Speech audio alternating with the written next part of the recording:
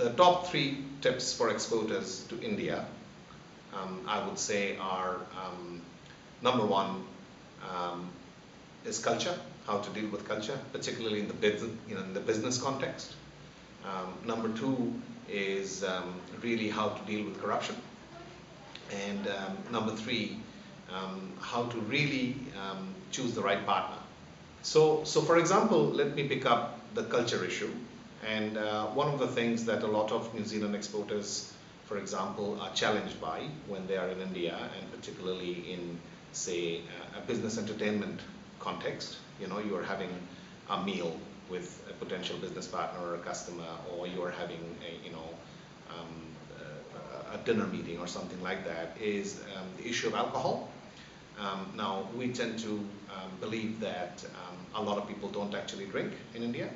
Now, while across the population that may be true, a very large number of people who are in business do actually consume alcohol. And the question is all about giving them a choice. So a very simple tip I would offer is that if you're inviting somebody to have a drink, instead of asking them, would you like a glass of wine, ask them, what would you like to drink? So it's as simple as not actually naming the drink, but actually saying what we'd like to drink. The reason is that, you see, in the Indian culture, people will sometimes drink alcohol in some places in the presence of some, and not drink alcohol in some other places in the presence of others. So it's the same person, and they might suddenly notice that they have an elder present in the room and they would not drink. And then the same person, when the elder is not present in the room, will drink. So you just have to give that choice. This is a very, a very simple tip. And they love drinking, because all you have to see is the amount of, alcoholic drinks they consume in that country. So that would be one tip, from a cultural perspective. Looking at the other 2 examples, dealing with corruption, I think most people should be aware by reading international reports, and even reports, very well. I mean, India has a very strong free press, and you will see that there is a lot of corruption in India, always has been. And in fact, in the report that Val did, and in her presentation, she talks about how the corruption in China is quite different from the corruption in India. In India, you come across corruption in every corner. And I would say that, just as you look at your, financial strategy, just as you look at your marketing strategy, just as you look at your channel strategy, one of the recommendations from Val was look at your corruption strategy before you turn up there. And I think that is 100% golden advice. It's not about, you becoming dishonest. It's actually about accepting the fact that, you will encounter corruption in one way or the other. And how are you going to deal with it? So considering how to deal with corruption as a part of your strategy before you turn up there, I would say is absolutely 100% right advice from Val's research. So that's 2 aspects we've covered: the culture and the corruption. And the third aspect is about choosing partners. Now, you see, we had some stories about how a company got a call from a person.